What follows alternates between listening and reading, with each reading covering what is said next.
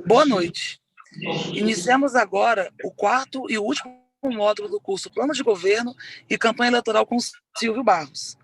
É uma oportunidade que a Fundação Milton Campos concede aos candidatos para ouvir a experiência de um profissional reconhecido nacionalmente e que esteve diversas vezes na condição de candidato. Silvio Barros já foi 2 vezes prefeito de Maringá, secretário de Planejamento, de Desenvolvimento Urbano e chefe da Casa Civil do Governo do Paraná. Boa noite, Silvio. Oi, boa noite, Jasmin. Boa noite a todos os participantes. É uma alegria a gente poder estar aqui participando com vocês. Muito bacana. Vamos para o último módulo, né? O último curso excelente, inclusive. Muito bem.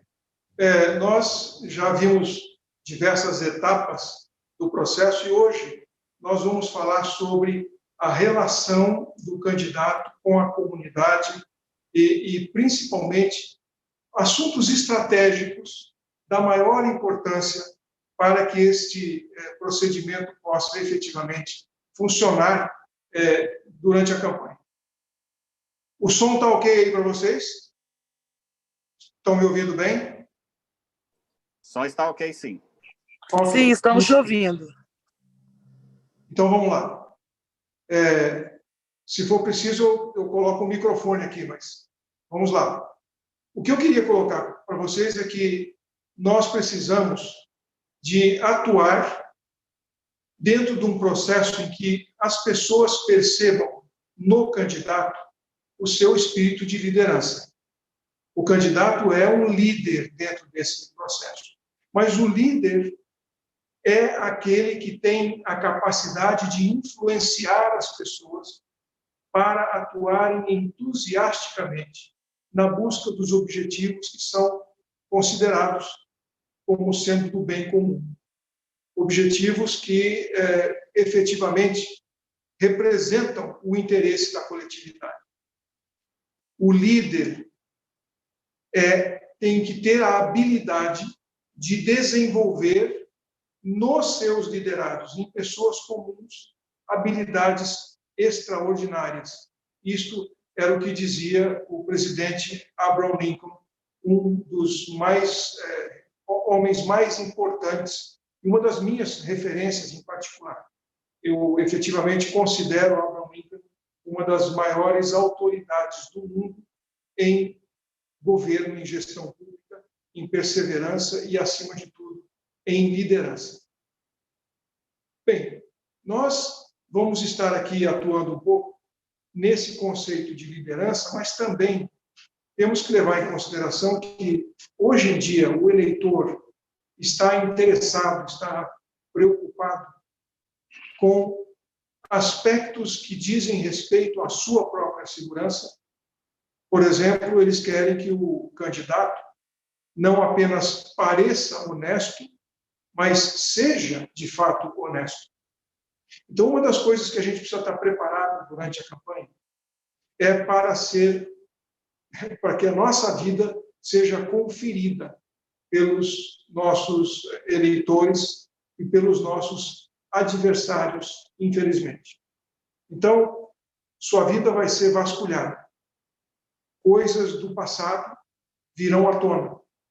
Coisas que estavam esquecidas, alguém vai descobrir e vai colocar dentro da campanha como uma forma de desestabilizar, desequilibrar a gente. Então, a nossa conversa, o nosso diálogo, as nossas propostas precisam ser propostas compatíveis com o nosso histórico de vida, com quem, de fato, nós somos. Isto é absolutamente relevante dentro desse processo. A gente não tem como fazer com que as pessoas pensem que a gente é uma coisa e, de repente, chega uma notícia, chega uma informação pela internet, pode até ser fake news ou não, e aí as pessoas começam a ter dúvida a respeito de quem efetivamente é o candidato que eles estavam analisando. Nesse processo, a gente precisa entender um pouquinho como funciona a ética. E aí eu queria compartilhar com vocês um conceito interessante de ética, que diz respeito a esse processo. Isso que a gente vai, na verdade, ver durante a campanha, experimentar. A ética é o que você faz quando está todo mundo olhando. Quando não tem ninguém olhando, isso é caráter. Então, gente, nós seremos avaliados, nós seremos identificados pelo nosso caráter. E nós precisamos estar alinhados tanto com a ética quanto com aquilo que as pessoas imaginam que um líder, um prefeito, alguém que vai ser uma autoridade dentro do município, tenha como característica. Por isso que caráter tem que ver com características, são as suas características, as suas virtudes. E, obviamente, como ninguém é perfeito, também os nossos defeitos.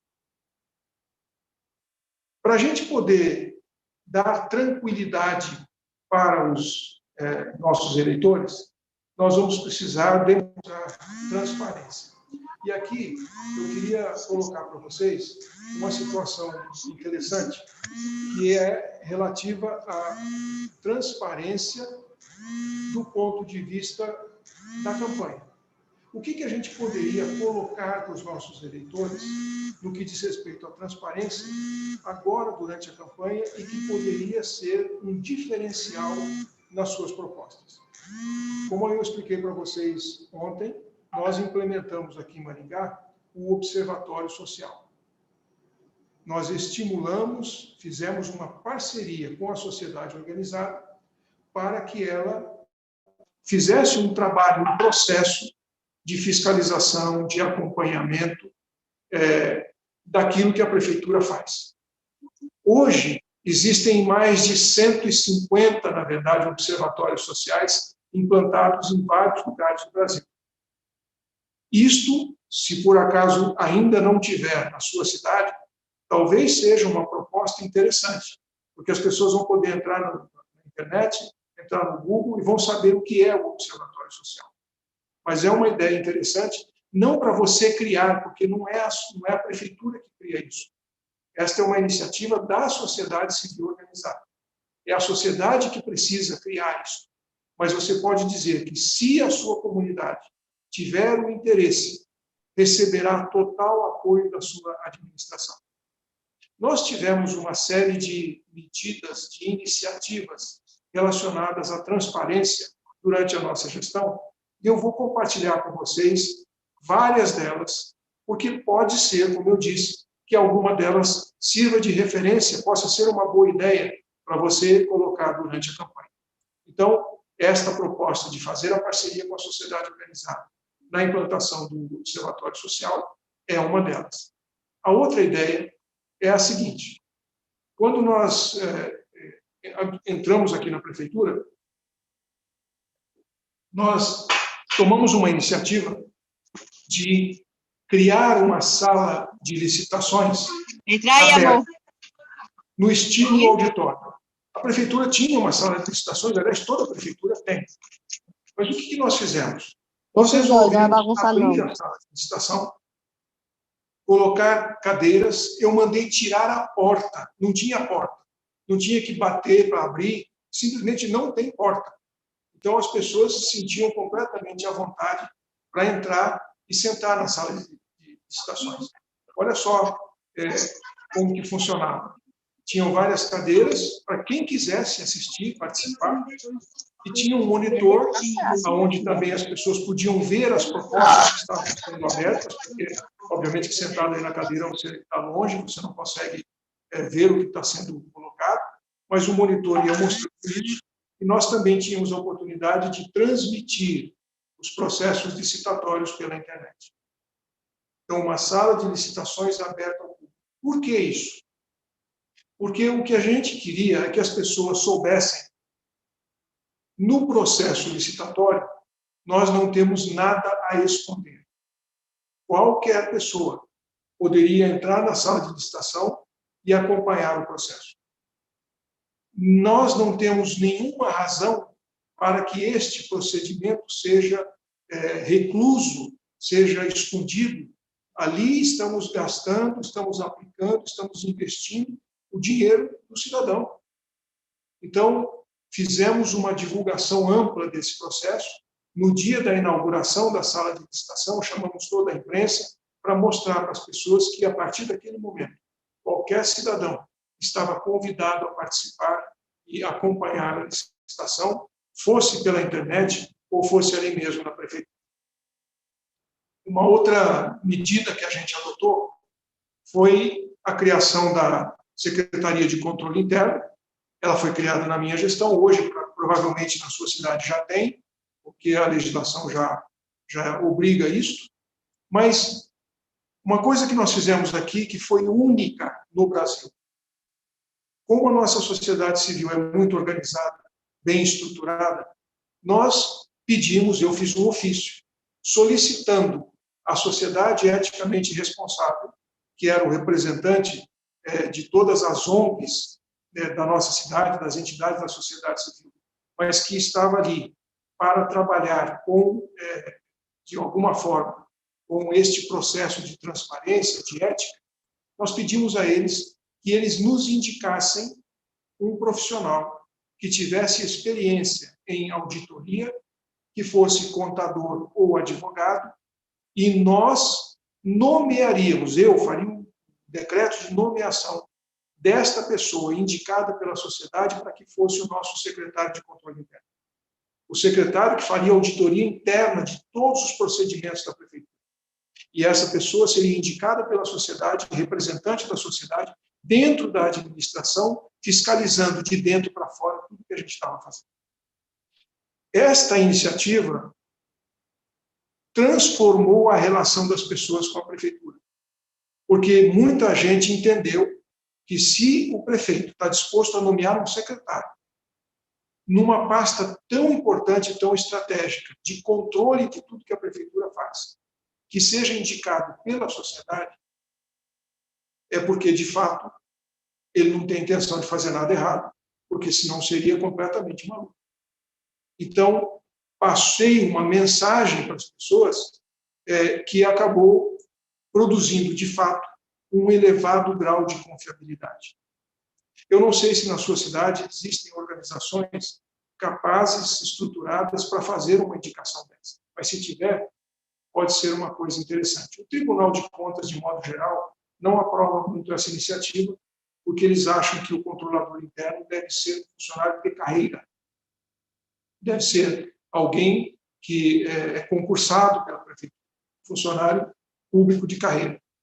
Então, eu já tive alguns embates com o Tribunal de Contas sobre isso, por duas razões. Em primeiro lugar, se ele é um funcionário de carreira, ele é colocado durante um determinado mandato, nomeado como secretário.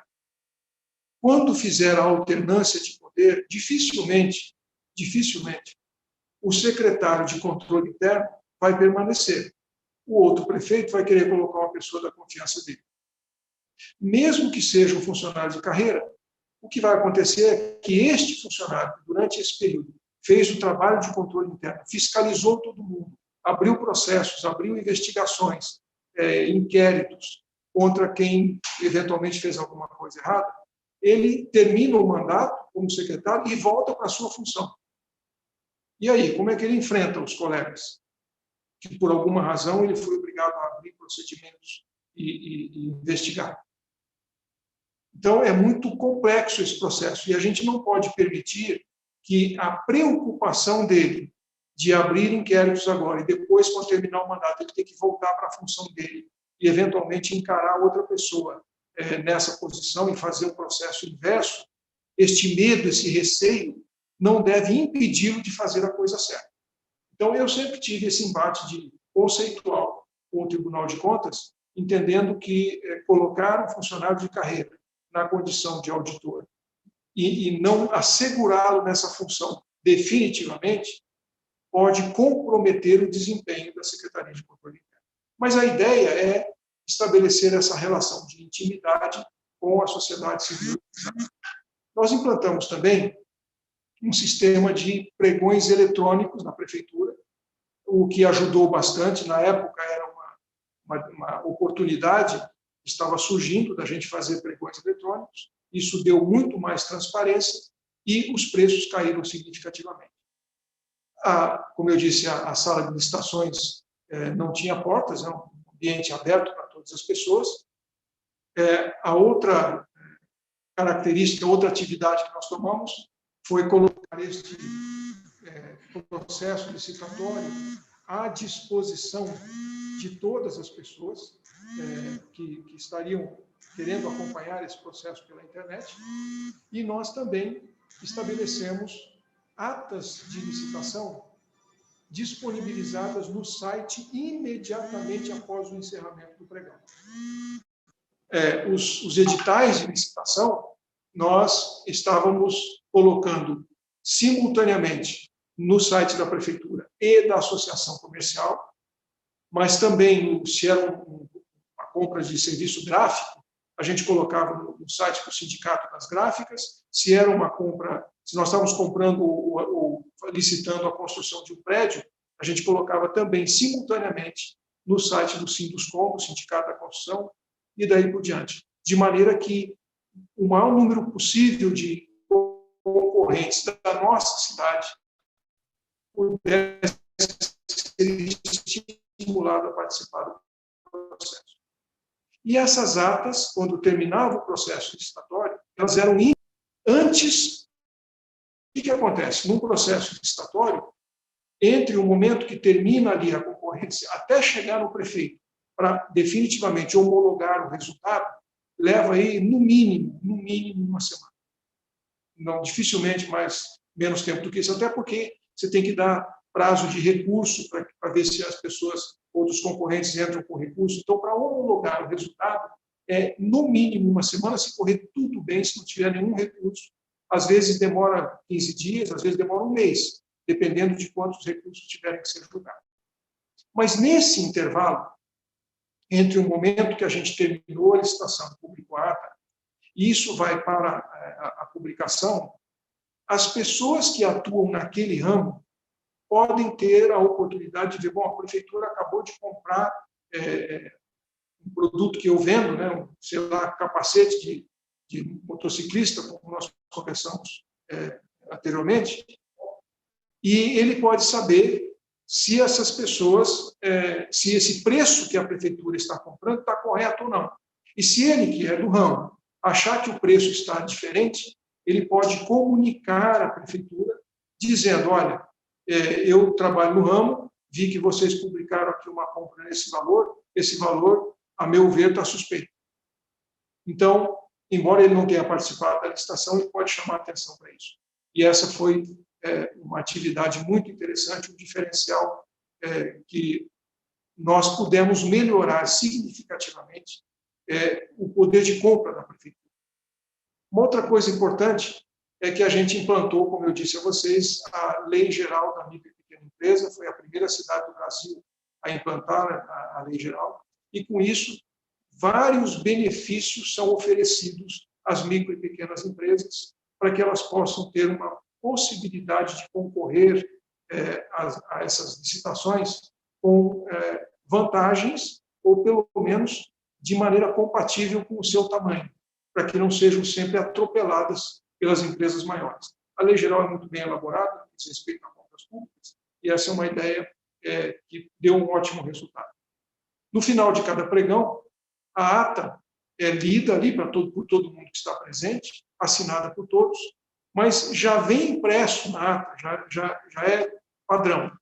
Então, como eles preparam a ata no computador, já tem um parágrafo impresso dizendo o seguinte: todos os concorrentes daquele processo licitatório que não foram vencedores, os que foram derrotados no processo licitatório, estão automaticamente convidados para fazer a parte da comissão de recebimento da mercadoria de quem ganhou. Olha, gente, vocês não têm ideia do impacto que isso produz. Porque muitas vezes tem pessoas que entram em concorrência da prefeitura, de várias cidades, pensando que ele vai lesar a prefeitura. Ele joga o preço lá embaixo, faz tudo que ele pode, falar, depois eu entrego menos, ou eu diminuo a qualidade, entrego uma coisa mais barata, e daí vai dar tudo certo. Só que, como vai estar um monte de gente na sala concorrendo, pessoas que são do ramo, que estão um pouco contrariados, às vezes, por terem perdido a licitação. E eles são convidados para fiscalizar a entrega de quem ganhou. Olha, só ali, nessa decisão, muita coisa já foi resolvida. Porque agora o cara não quer se arriscar a entregar um produto sabendo que o concorrente dele conhece, é do ramo, domina a matéria e vai estar fiscalizando as entregas que ele vai fazer. Enfim, tomamos uma outra atitude importante, que foi um acordo com o Conselho Regional de Medicina para fazer uma perícia nos atestados médicos.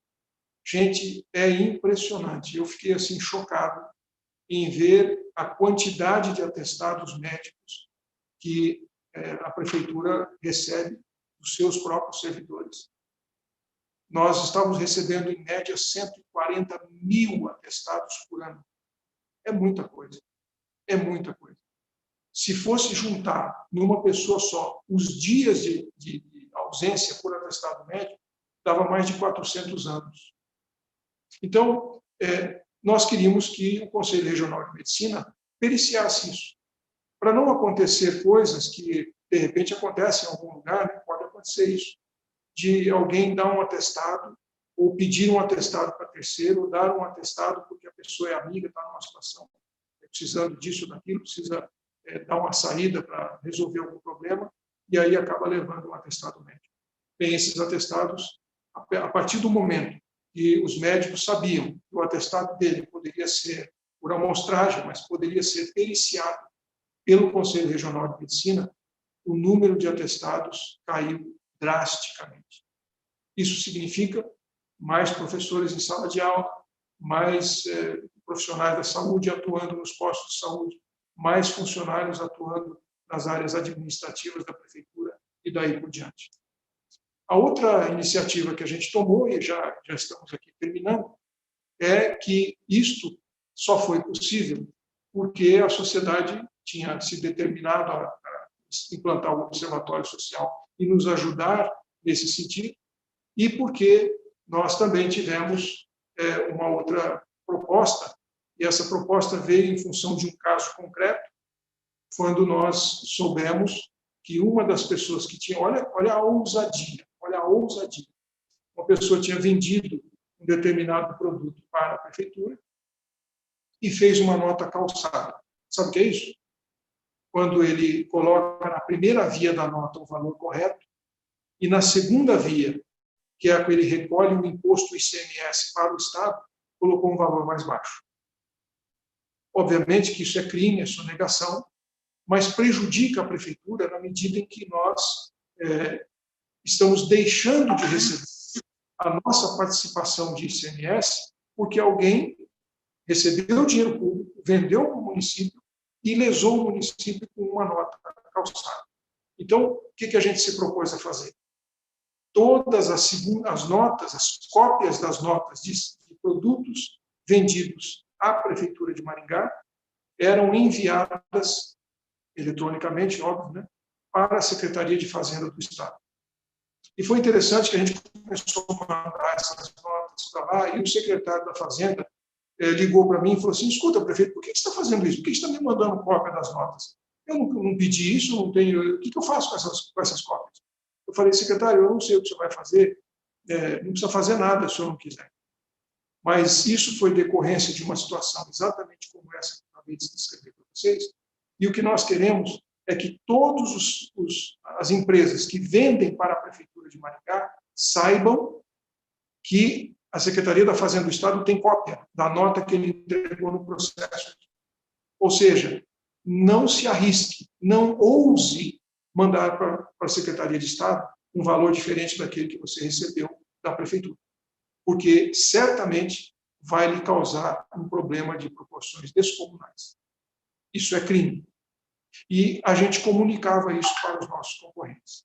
Então, essas medidas, que foram medidas de transparência, eu acabei enviando, e já vou explicar para vocês por quê, eu enviei a lista das medidas que nós estávamos tomando para o Transparência Brasil.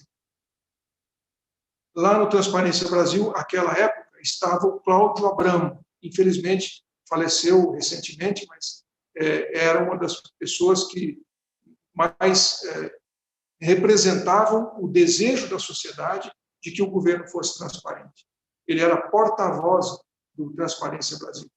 E eu mandei para ele um e-mail com todas essas medidas que a gente tomou e, encaminhando isso, perguntei a ele se ele poderia me dar indicação de outras prefeituras que tivessem feito mais do que nós fizemos, que tivessem tido outras ideias interessantes para que a gente pudesse copiar aqui em Maringá. Eu quero compartilhar com vocês aqui a resposta do Cláudio Abramo para aquilo que a gente mandou lá para a Transparência Brasil. Como vocês podem ver, ele respondeu para a gente que agradecia os esclarecimentos e acreditava que o caminho para uma maior eficiência na administração municipal passa exatamente pela implantação de medidas como essas que nós tínhamos implantado. E aí ele diz, o senhor menciona outras cidades, eu tinha perguntado se tinha outras cidades, que talvez tenham desenvolvido mecanismos mais avançados. Não procede. Infelizmente, a opacidade nos municípios brasileiros é a regra. As iniciativas de Maringá são muito incomuns. Gostaria de colocar o Transparência Brasil à disposição para intercâmbios. Atenciosamente, Cláudio Weber Abramo. Então, gente, o que nós tivemos oportunidade de fazer aqui não é o corrente, não é o que acontece na maioria dos lugares. E por isso, eu estou compartilhando essas ideias com vocês, porque pode ser que algum candidato, uma candidata que está nos assistindo nesse momento, entenda que destas ideias, algumas podem virar a sua bandeira de campanha, na área da transparência especificamente, na área de conquistar confiança do eleitorado. Isso é muito importante, que o candidato conquiste a confiança do eleitor. Por que eu tive que mandar isso para o Cláudio Abramo? Porque, aproveitando a parceria com o Observatório Social, eu recebi indicações de um secretário, obviamente, que era da minha confiança, de que numa determinada licitação de compra para materiais de creche, havia indícios de irregularidade. E eu pedi que o Observatório Social analisasse aquela licitação completa, de cabo a rabo, do começo até o fim. E, ao fazerem essa análise fora da prefeitura, eles pegaram a documentação, fizeram essa análise fora da prefeitura, o presidente do Observatório Social depois me procurou e disse assim, você tinha razão. Tem muita coisa errada aqui. Compras superfaturadas, tem coisa aqui que realmente não está correta. E está aqui o nosso relatório, mostrando todos os problemas que tinham naquele processo licitatório. Acontece que o processo já tinha ocorrido, e a gente desconfiou, mandou investigar, mas o processo já tinha ocorrido. Então, no dia da inauguração da sala de licitação, eu apresentei no telão todas as evidências de que tinha acontecido uma irregularidade numa das licitações, e por isso eu queria que a população participasse, estivesse presente, acompanhasse tudo aquilo que a gente estava fazendo. Esta licitação, esses documentos, eu entreguei naquele mesmo dia. Mandei entregar o relatório do Observatório Social e toda a documentação para o Ministério Público. Mas vejam bem, fui eu que denunciei. Eu que mandei levantar, eu que identifiquei a irregularidade e eu que denunciei. Obviamente que, de posse dos documentos, o Ministério Público abriu um inquérito sobre as irregularidades. E óbvio que vocês sabem o que aconteceu, né? Eu fui indiciado por improbidade administrativa, uma vez que as irregularidades aconteceram na minha gestão, num procedimento licitatório que já tinha ocorrido e tinha minha assinatura no processo. Apesar de eu mesmo, nessa parceria com o Observatório, ter feito a identificação do problema e eu mesmo ter feito o trabalho da promotoria e entregue os documentos a eles, eu não me livrei de uma ação civil pública que demorou 8 anos para terminar. Então, eles fizeram essas análises e uma das coisas que chamou a atenção da imprensa é que, quando nós pedimos ao observatório para analisar e levantar os documentos, e eles começaram a ir na secretaria para ver o que tinha acontecido, misteriosamente, as comprovações que deveriam estar nos computadores da prefeitura desapareceram, foram deletadas. Isso tudo foi comunicado à imprensa e a gente acabou, então, durante anos, respondendo processos por conta disso. Mas valeu a pena. Eu fui inocentado, evidentemente, porque, de fato, fui eu que identifiquei o problema. Isso foi um atenuante, porque o prejuízo tinha acontecido, e esse prejuízo está agora em processo de ressarcimento por parte das empresas que participaram da licitação. Essa aqui é uma outra iniciativa muito interessante, e eu lamento que a gente não consiga mostrar para vocês agora online. Nós fizemos um teste aqui e não deu certo, mas eu queria mostrar para vocês uma iniciativa muito interessante, que é a seguinte. Nós estávamos com muitas obras e a gente não tinha corpo técnico de fiscais suficientes para fiscalizar todas as obras. Então, nós resolvemos mudar um pouco a tecnologia, avançar, e contratamos uma empresa especializada nisso. E essa empresa implantou um sistema de fiscalização de obra. Nós escolhíamos as obras mais estratégicas, obras que tinham prazo para entrega, tinham convênios para vencer, obras, escolas e creches, por exemplo, que têm data para começar a aula. Então, eu não posso, uma obra de uma escola que nós estamos construindo, ela não pode atrasar 30, 60 dias, porque eu tenho criança para começar a estudar e tem dia para começar as aulas. Então, obras que eram estratégicas para nós colocávamos para ser fiscalizadas com a ajuda desta empresa especializada. Mas o que, de fato, a gente queria era absorver transferência tecnológica, de como que essa empresa fazia o acompanhamento das obras. E aí conseguimos, depois de um tempo aprendendo com eles, implantar um sistema que está no site da prefeitura. Este link que está aí embaixo, que vocês estão vendo, é o link do site da prefeitura, onde você pode entrar e fiscalizar qualquer cidadão. Aí, você que está nos assistindo de Fortaleza, ou de Ponta Grossa, ou de qualquer lugar do Brasil, você pode entrar nesse site, clicar, por exemplo, em escola, ou creche, ou qualquer outro tipo de obra, e você vai ver todas as obras da prefeitura que estão em andamento. E se você clicar na obra, vai aparecer o percentual da obra que está executado, quem ganhou a licitação, qual foi o valor do contrato, quem é o responsável técnico, quem é o fiscal da obra, e você vai poder ter relatórios de medição com fotografia. Ou seja, tem todas as fotos das etapas da obra. Deste modo, é impossível que alguma empreiteira receba por uma coisa que ainda não está construída. Porque a fotografia tem que estar lá e está disponível para todas as pessoas que quiserem fiscalizar em qualquer lugar do mundo. Mas, principalmente, aqueles que são do bairro, aquelas pessoas que moram ali no bairro, estão vendo a obra andando. Se eles quiserem saber o que é essa obra, quanto é que ela vai custar, está tudo no site da prefeitura, disponível para qualquer pessoa. Este foi um avanço muito importante.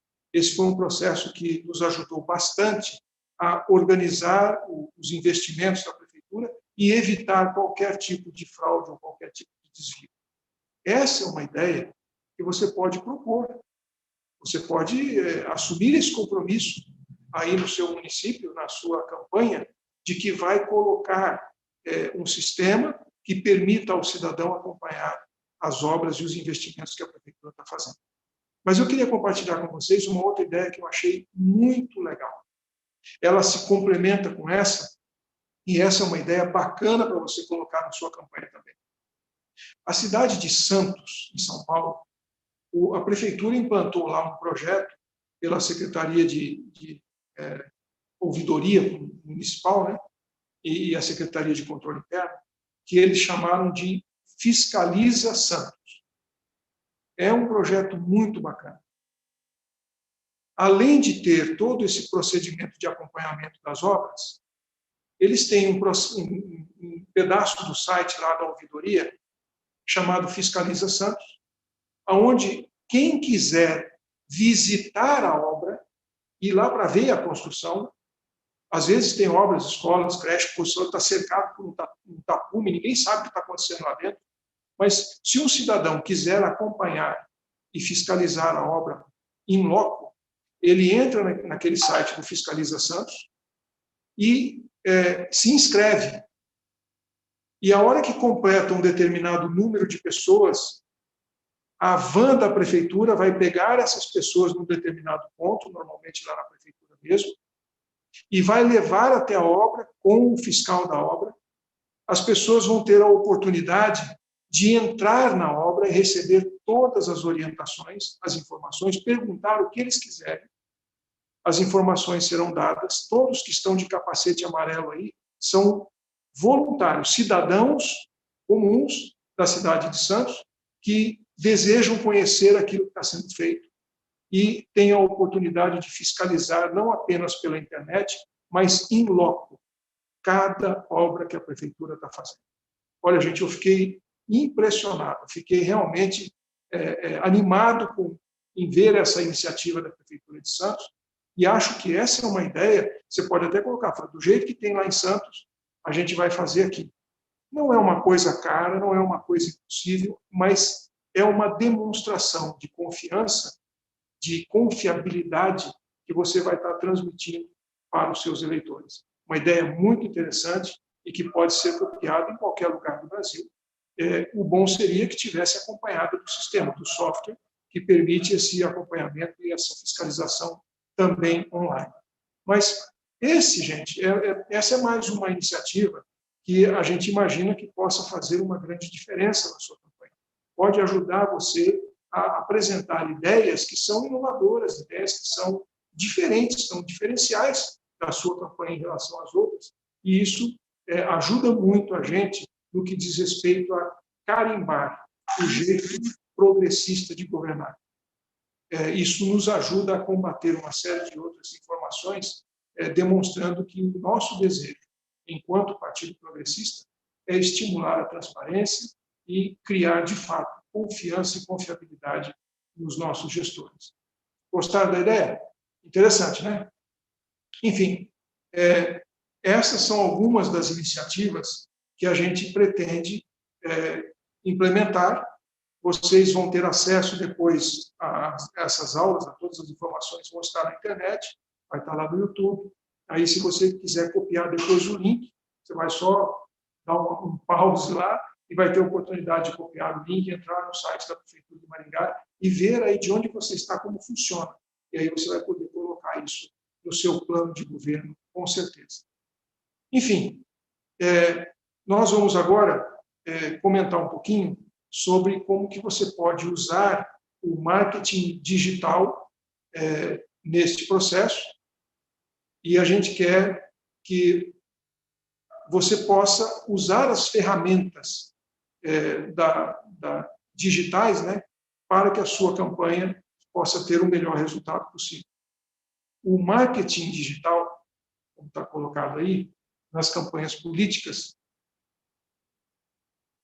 é planejado e aplicado para desenvolver estratégias de posicionamento, distribuição de conteúdo informativo e interativo do candidato. É importante que as pessoas usem essas ferramentas. E essas estratégias, elas vão envolver a elaboração e distribuição de conteúdo nos sites, nos blogs, por e-mail, em redes sociais, transmissões ao vivo, as famosas lives, né? E outras ideias que possam surgir. Agora, é muito importante, como eu já disse anteriormente, que os advogados da sua campanha estejam trabalhando junto com a sua equipe de marketing digital, porque agora as regras são muito claras, o que pode e o que não pode na campanha, também como atender às exigências da lei de proteção de dados. Você não pode invadir as redes sociais dos outros sem que se cumpram todos esses requisitos. Então, tem muitas coisas interessantes nesse processo de redes sociais, de marketing digital. Você vai encontrar na internet dezenas de ideias de cursos, de e-books gratuitos, livros eletrônicos, mostrando como usar as ferramentas digitais na sua campanha, e isto pode ser muito bem aproveitado, mas é importante que você atualize essas informações com os seus advogados. Só que busque realmente esses detalhes. Tem muita gente especializada dando grandes sugestões e boas ideias para que você possa aplicar na campanha. Então, dá uma pesquisada lá na internet, vocês vão achar muita coisa boa para usar as ferramentas digitais nesse processo. E o nosso partido, a Fundação Milton Campos em particular, preparou vários materiais. Você tem no site da Fundação Milton Campos, por exemplo, você tem cartilhas para te orientar sobre redes sociais, como usar essas ferramentas na sua campanha, sobre marketing político e também sobre media training, que é muito importante se você vai fazer lives, participar de debates, se você vai, obviamente, fazer seus comentários, seus programas, seus vídeos para a campanha, é muito interessante que você tenha as dicas do media training. E a Fundação Milton Campos proporciona isso através desses materiais que estão disponíveis no site da Fundação. Vale a pena a gente conhecer e aproveitar, porque tem muita coisa boa nesse processo. Então, estão aí, gente, algumas ideias interessantes de como que nós podemos usar as ferramentas digitais, a tecnologia na nossa campanha. Eu mostrei para vocês algumas coisas também anteriormente sobre ferramentas para serem utilizadas nesse processo, só que a campanha já está rolando, então não tem muito tempo. Nós temos que aproveitar o mais rápido possível essas informações, colocar isso em prática e ir buscar os votos. Não sei como é que as pessoas vão fazer em relação à televisão, penso que a televisão não deve ter mais o impacto que tinha anteriormente, e mesmo assim são apenas as grandes cidades que têm emissoras localizadas ali e os candidatos poderão usar essa ferramenta. Fora isto, nós vamos estar utilizando os veículos de comunicação nas redes sociais, pela internet, e é por isso que essas informações são muito relevantes e necessárias. E aí, essas ideias que a gente está dando aqui, estão sendo sugeridas, você pode colocar links. Então, na hora que você coloca na internet a sua ideia, a sua proposta em relação, por exemplo, ao Fiscaliza Santos, você quer fazer uma coisa parecida com o Fiscaliza Santos, você coloca o link e a pessoa vai entrar lá na página do Fiscaliza Santos e entender como é que funciona. E aí você diz, essa é a ideia, eu estou assumindo o compromisso de colocar aqui na nossa cidade. E, finalmente, nós vamos colocar aqui agora uma coisa que a Suzana questionou no primeiro dia, a nossa primeiro módulo. A Suzana fez um questionamento sobre como é que a gente lida com a verdade na campanha. E eu quero compartilhar com vocês algumas situações que demonstram o quanto isso é complicado, o quanto isso é arriscado, mas o quanto é necessário que a gente seja fiel à verdade. E, às vezes, isso pode custar muito caro numa campanha. Pode custar muitos votos. Mas eu vou compartilhar com vocês algumas ideias só para vocês pensarem qual seria a sua atitude em relação a esses assuntos. A verdade tem preço. E não é barato. Vamos lá. Primeiro caso.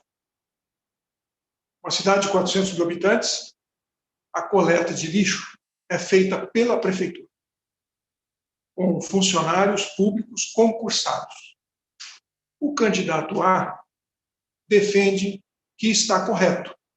Ele não quer terceirizar, promete investir na compra de novos caminhões, contratação de mais pessoas, porque, comparado com o custo da terceirização por tonelada de lixo, sai mais barato a prefeitura fazer isso. Então, ele diz que está defendendo o interesse da população, economizando dinheiro. O candidato B entende que esta é uma relação muito ruim para a prefeitura e para os cidadãos. Porque um gari concursado, ele, primeiro, será gari a vida toda. Se ele for concursado para ser gari, então ele vai se aposentar como gari e vai receber a sua aposentadoria do serviço público como gari para o resto da vida. Só que, quando ele entra na prefeitura, passa no concurso, ele está lá com 20 anos, 22, 23, 25 anos de idade, a capacidade dele de coletar lixo é bem alta. E o salário dele é o salário de iniciante, ainda sem as promoções, sem as progressões e daí por diante. Então, ele tem um salário relativamente baixo e uma produtividade relativamente alta. Vão passando os anos e a curva vai se invertendo. Este, que estava com 25 anos quando entrou na prefeitura, quando ele estiver com 55, ele acumulou progressões e acumulou as promoções que são intrínsecas do serviço público. O salário dele cresceu, mas a produtividade dele caiu, porque ele já não consegue mais, com 55 anos de idade, correr atrás do caminhão e coletar a mesma quantidade de lixo que ele coletava quando tinha 25. Então, nós estamos construindo uma solução que, aparentemente, nesse primeiro momento, como diz o candidato A, economiza dinheiro. Mas, ao longo do tempo, é tremendamente prejudicial para o erário público. É um baita de um prejuízo. E, o mais importante, entre todos os servidores públicos de uma cidade que tem garis concursados, exatamente esses serão os que têm o maior índice de acidente de trabalho. E é absolutamente ilógico que isso aconteça. É claro que eles têm que ter mais acidente de trabalho do que alguém que está em sala de aula, ou alguém que está no posto de saúde, ou alguém que está num prédio administrativo, sentado numa cadeira o dia todo. Eles estão correndo no meio da rua, eles estão pegando sacos de lixo, que pode ter um vidro quebrado, pode ter alguma coisa ali dentro. O risco deles terem acidente de trabalho é muito maior. Então, quando uma pessoa tem um acidente de trabalho e fica afastado, quem é que substitui esta pessoa na equipe do caminhão de coleta de lixo? Muitas vezes não tem substituto, na maioria das vezes, porque teria que ter sido concursado um gari para ficar na reserva. Ninguém faz isso. Prefeituras não fazem isso. Então, quando alguém está com esse tipo de problema, falta uma pessoa na coleta. E aí o resultado da produção é menor. Então, como é que ficaria a tua posição num dilema desse? Onde está a verdade? E de que forma você se posicionaria se isso estivesse acontecendo na sua cidade? Isto tem impacto no eleitor. Como você acha que o eleitor reagiria? A quem ele poderia ser mais simpático? Na prática, gente, vamos ser honestos. O eleitor que, de modo geral, é o eleitor que decide a eleição. Não necessariamente os eleitores mais esclarecidos, mas o eleitorado que, de fato, decide a eleição. De que lado vocês acham que ele ficaria? Vamos ver uma outra situação. A verdade número 2. Uma cidade de 300 mil habitantes, tem 10 mil servidores, e o candidato A resolve prometer na campanha que vai dar um vale-refeição de R$300 por servidor. Isso significa que, no decorrer do mandato, nos 4 anos do mandato, ele vai destinar 144 milhões de reais para os 10 mil servidores da prefeitura. Tudo bem, é justo que tantas empresas dão vale-refeição, por que a prefeitura não daria também? Então, é uma coisa que soa muito simpático ao servidor público, Os servidores certamente se posicionam em relação a isso, eles decidem em quem vão votar em função de uma promessa desse tipo. Muitos servidores públicos que entram na casa das pessoas todos os dias, por alguma razão, têm um contato mais próximo com o cidadão, eles podem influenciar o voto dos outros, porque aqui há uma promessa interessante para cada um deles. Mas o candidato B entende que 144 milhões de reais numa gestão é muito dinheiro. Com isso, dá para fazer obras muito relevantes e importantes para a cidade inteira. Aliás, só para vocês terem uma ideia, assim, um parâmetro, né? Uma escola nova, 0 quilômetro, custaria hoje em torno de 6 milhões de reais. Uma escola nova, zerada, equipada, 6 milhões de reais. Um condomínio do idoso, que a gente mostrou aqui para vocês no outro módulo, com 30 casas para pessoas idosas de baixa renda que não têm onde morar. Um condomínio de idoso para 30 moradias vai custar em torno de 4 milhões e meio de reais. 4 milhões e meio para 30 pessoas carentes, de baixa renda, poderem ter onde morar até o último dia da sua vida. Uma escola, 6 milhões, um condomínio do idoso de 30 casas, 4 milhões e meio.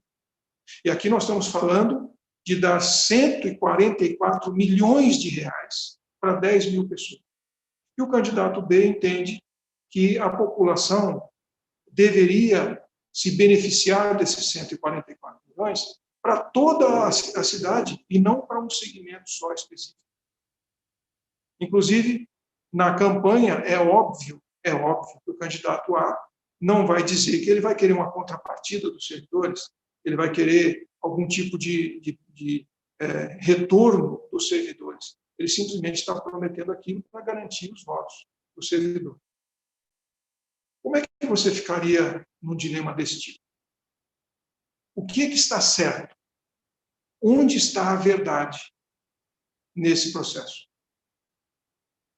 Isto pode decidir uma eleição. Só esse assunto aqui pode decidir uma eleição.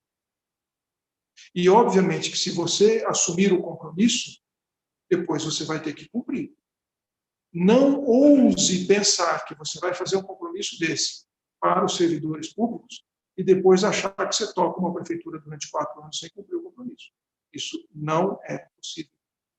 Então, se prometer, vai ter que cumprir. O que é, de fato, que uma pessoa comprometida com interesse coletivo, com responsabilidade, deveria fazer numa situação como essa? Vamos ver mais um exemplo. A verdade número 3. Uma determinada cidade tem guarda municipal e o tema agora é guarda armada. O candidato A defende que a guarda deve ter revólver na cintura por segurança, está precisando de segurança. E aí,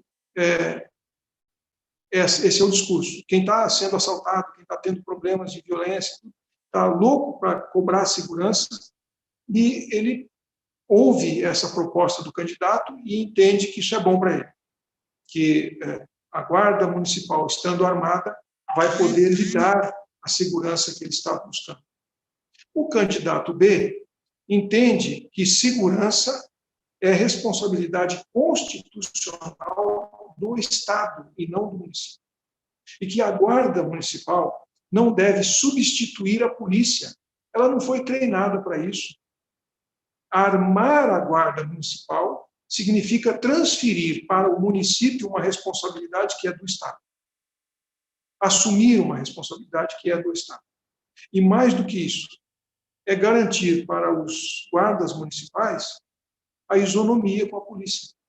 Ou seja, eles poderão se aposentar aos 25 anos de serviço, terão lá a periculosidade, todos os benefícios do risco da profissão, e isto vai pesar no erário público. A carga que isso vai trazer para o orçamento municipal é absurdamente alta, até porque agentes de segurança nunca trabalham sozinhos. Eles sempre trabalham em dupla. Então, para ter uma pessoa, você precisa contratar 2, e como eles trabalham, às vezes, em regime de 12 por 36, você vai precisar contratar, na verdade, para ter 2 pessoas o tempo todo, 24 horas por dia, você vai precisar contratar 8 pessoas. Para ter só uma dupla. Para ter uma dupla, você vai precisar contratar 8 pessoas. E o candidato B fez essa conta e chegou à conclusão de que esta não é a melhor alternativa para dar a segurança que a população deseja. Existem outras maneiras, hoje em dia, de você promover a segurança pública, dar esse serviço para a população, mas respeitando as responsabilidades da prefeitura. Como é que você se posiciona numa situação como essa? Quem está com a verdade? Você percebe aí algumas promessas eleitoreiras que efetivamente trazem voto, sim, não há dúvida a respeito disso, elas trazem voto. Porém, trazem voto a um custo muito alto para a sociedade como um todo. E aí, na hora de você tomar a decisão, e agora, o que eu faço? Essa promessa pode garantir o resultado da eleição. Assumo ou não assumo esse compromisso? E se os seus eleitores que estão interessados em votar em você chegarem à conclusão de que, tudo bem, mas eu sou servidor público, você promete também que vai dar o vale-refeição? Se você prometeu, eu quero saber se você promete. E aí? Você promete? Qual é o preço da verdade, dos seus princípios, dos seus valores, da sua responsabilidade diante de toda a comunidade? E aí eu quero voltar a falar para vocês aqui daquilo que a gente mostrou, que é esse pensamento do Thomas Sowell, eu acho muito relevante neste momento. O fato de que muitos políticos de sucesso sejam mentirosos não é exclusivamente reflexo da classe política, é também um reflexo do eleitorado. Quando as pessoas querem o impossível, somente os mentirosos podem satisfazer. Queria deixar essa mensagem novamente para vocês, já compartilhamos aqui, mas eu quero voltar a ela. E também fazer um outro comentário com vocês de uma escritora norte-americana chamada Ellen White. E a Ellen White tem uma passagem no seu livro Educação que eu queria compartilhar com vocês. Ela diz assim: a maior necessidade do mundo é de homens que não se compram, que não se vendam, homens que no íntimo da alma sejam verdadeiros, honestos, homens cuja consciência seja tão fiel ao dever como a bússola é ao norte, ao polo. Homens que permaneçam firmes pelo que é reto, ainda que caiam nos céus. Puxa, isso é pesado. Mas nós precisamos avaliar, nós precisamos analisar essas características dentro deste conceito de confiabilidade, de liderança verdadeira, de responsabilidade naquilo que a gente faz para beneficiar os outros. E dentro deste princípio é que eu quero terminar as considerações desse último módulo, dizendo a vocês que vocês que estão nos ouvindo, vocês que são candidatos, vocês que se dispuseram a servir a comunidade, vocês estão envolvidos no conceito do princípio de Pareto. Eu não sei quantos conhecem. O princípio de Pareto é a famosa lei dos 80-20. 20% das suas ações produzirão 80% dos seus resultados. 20% das pessoas produzem 80% do resultado para as outras pessoas. 20% dos seus esforços produzirão 80% dos seus resultados. O princípio de Pareto se aplica a pessoas como vocês, que se dispuseram a disputar uma eleição, a fazer diferença na vida dos outros. Vocês fazem parte de uma minoria da sociedade que tem consciência da importância do processo político na transformação de uma civilização. E vocês tiveram a coragem de colocar o seu nome, sabendo de tudo que pode acontecer, de todos os impactos que isso pode ter, vocês tiveram a coragem de colocar o seu nome à disposição da sua comunidade. O desejo de, sinceramente, servir aqueles que mais precisam do poder público. Nem todo mundo precisa de uma escola pública para colocar o seu filho. Nem todo mundo precisa do médico do posto de saúde para lhe atender. Pode ir numa clínica particular ou ter um plano de saúde. Nem todo mundo precisa de buscar o serviço público. Nós queremos, na verdade, que você tome consciência de que você faz parte de uma minoria que efetivamente faz a diferença, que promove a transformação. Eu quero te parabenizar, você como candidato, você como candidata, você como pessoa que está se dispondo neste momento a participar desse momento de transformação, desse processo de transformação do Brasil. E quero desejar a vocês muito sucesso.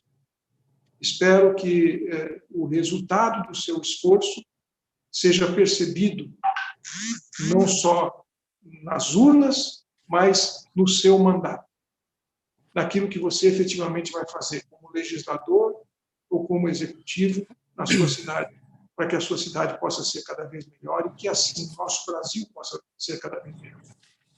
Isso que a gente compartilhou com vocês aqui é o estilo progressista de governar. Eu agradeço a oportunidade que a Fundação Milton Campos me deu, agradeço o privilégio de ter podido compartilhar com vocês um pouco da nossa experiência, um pouco daquilo que a gente conseguiu fazer aqui na cidade de Maringá e que acabou refletindo como a cidade foi avaliada como a melhor cidade do Brasil. Muito obrigado pelo privilégio, obrigado pela sua audiência, por ter estado aqui conosco todos esses dias. E, como sempre, se ainda tiver alguma pergunta que eu tenha condições de esclarecer e responder, estou à sua disposição. Obrigado, gente. Sucesso nessa campanha. Silvio, temos algumas perguntas para você. A Mariana, ela é candidata a vereadora na cidade de Aracaju, em Sergipe. E ela quer saber se você recomenda que ela utilize... Eu não estou... Está ouvindo? Agora eu estou ouvindo. Pronto, agora Está ouvindo bem? Vou repetir, tá? Okay. A Mariana, ela é candidata a vereadora na cidade de Aracaju, em Sergipe. E ela quer saber se você recomenda que ela utilize o site que mostra as obras que estão sendo realizadas pelo prefeito. Se é uma função dela mostrar isso. Bem, depende. Se ela estiver num partido aliado ao prefeito, sim, claro. Se ela estiver na oposição, aí é preciso avaliar, né? Se ela vai fortalecer os candidatos que estão do lado do prefeito ou não. De qualquer forma, assumir compromissos quando isso não existe. Se no município já existe um mecanismo de acompanhamento, se já existe um software como nós temos aqui, que permite esse acompanhamento, então você não tem uma novidade, você não tem um diferencial na sua proposta.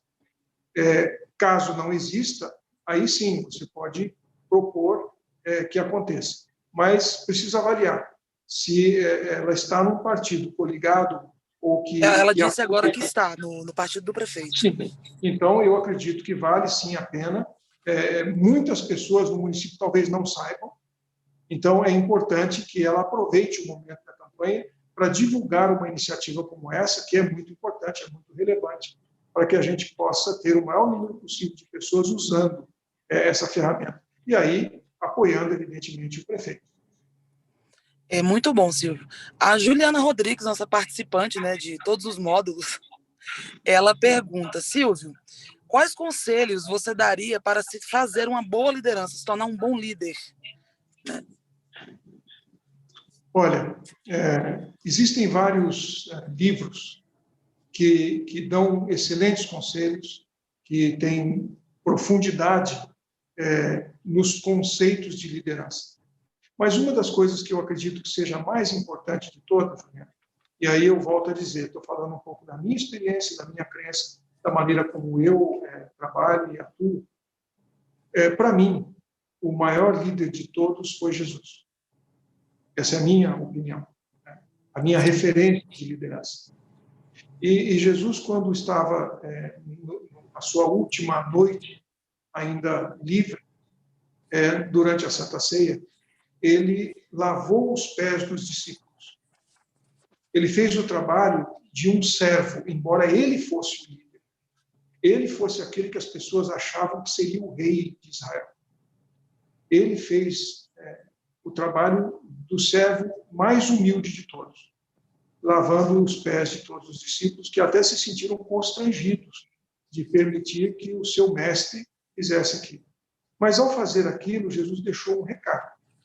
Ele disse: aquele que quiser ser o maior entre os homens, que siga o meu exemplo e seja servo.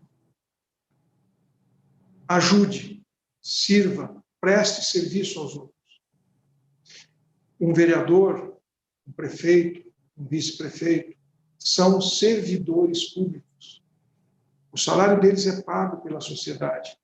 Eles estão ali escolhidos pela sociedade para trabalhar pela sociedade. Portanto, é daí que vem a qualificação deles como servidor público. O que quer dizer isso?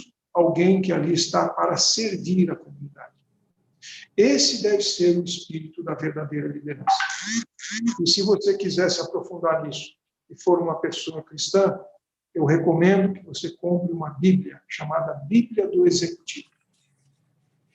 Dentro desta Bíblia existem muitas orientações claras, bem objetivas, de como você pode absorver de personagens, de referências bíblicas, e particularmente de Jesus, informações sobre a verdadeira essência da liderança. Eu espero que ninguém fique ofendido por eu estar tratando de um assunto relacionado com religião, mas eu falei para vocês no primeiro dia, logo que nós começamos esse módulo.